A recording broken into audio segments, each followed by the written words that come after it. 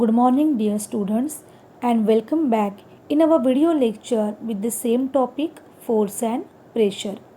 In my previous video lecture, we have discussed about what is force, what are the effects of force, what are the types of force, and their examples. So, first we will revise all the points and then we will start our next point. What is mean by force? Yes, force is push or pull of an object, or in other words, we can describe a push or pull of an object which changes or tends to change state of rest or state of motion of an object.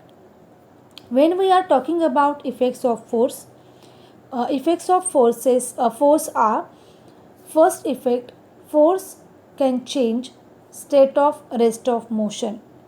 Means force can produce motion. Second effect, force can stop moving object. Force can be used to change direction of moving object. Also, force is used to change shape of object. We have discussed many examples related to these effects of force. Then types of forces. In fifth standard also you have studied about types of forces. Magnetic force means the force which is applied by magnet is called magnetic force. When two things are rubbed with each other, then the particular type of force is obtained on that object, that is called electrostatic force.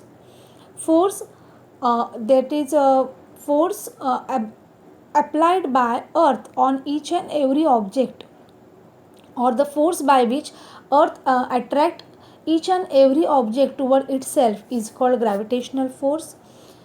Then beyond force, when any object is completely or partially immersed in a liquid, in water, then water exerts upward force on that object. That force is called beyond force. And last type of force that we have discussed is force of friction. So these are the types of force. And also I told you about unit of force. As we measure mass of any object in kilogram, we can measure force in Newton. Means SI unit of force is Newton and CGS unit of force is dyne. So, force is the quantity which is related to mass and acceleration of an object. Then what is mass? Mass is the quantity of matter contained in an object, and acceleration is the rate of change of velocity. What is velocity? Velocity is quantity representing the speed and direction of motion of a moving body. So, force is related to mass and acceleration. So, formula for calculating force is F is equal to mass into acceleration A, and its unit is Newton in SI system and dyne in CGS system. Students, remember this formula because you will need this formula for solving numericals. So today we are going to study about forces are due to interaction. So our students, observe the picture given. In this picture, suppose you are sitting on a bicycle and wait for it to move on its own. It will not move till you apply force on its pedals with your feet. In the same way, the door of your cupboard will not open unless you apply force on it to pull it with your hand.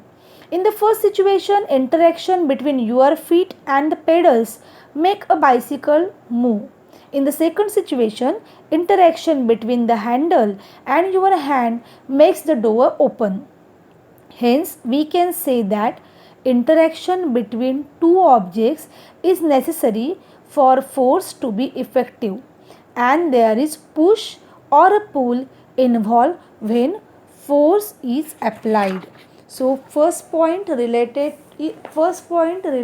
to interaction is, we can also say, we can infer that at least two objects must interact for a force to come into play.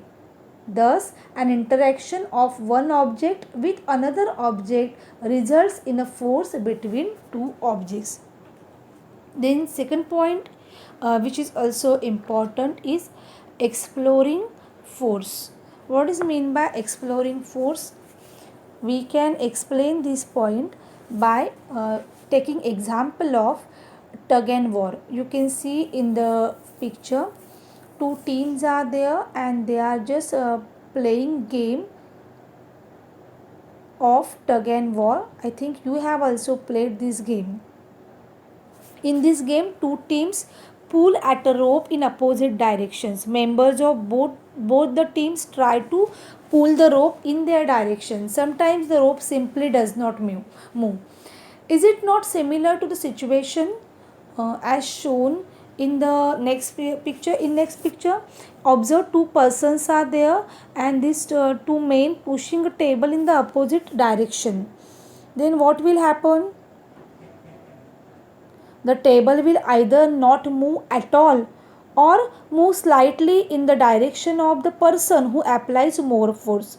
This proves that if the two forces act less in the opposite direction on an object, then the net force acting on it is the difference between the two forces. Means, if we take these two examples, then first in that game of tug and war, the team who will apply more force will win.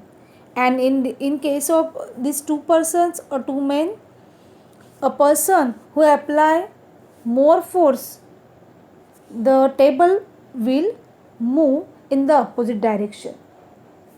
So, this is one more thing which is related to this force. Then one more picture is there. Two persons are pushing a table in the same direction. Then what will happen? When more than one object apply force on another object in the same direction, then the resultant force is the sum of all forces applied. Means in this case, when two people push a table in the same direction, it will move faster than when only one person pushes it, because when two persons are push the table, then the resultant force is sum of two different forces applied by two persons. So resultant force is total of that two forces.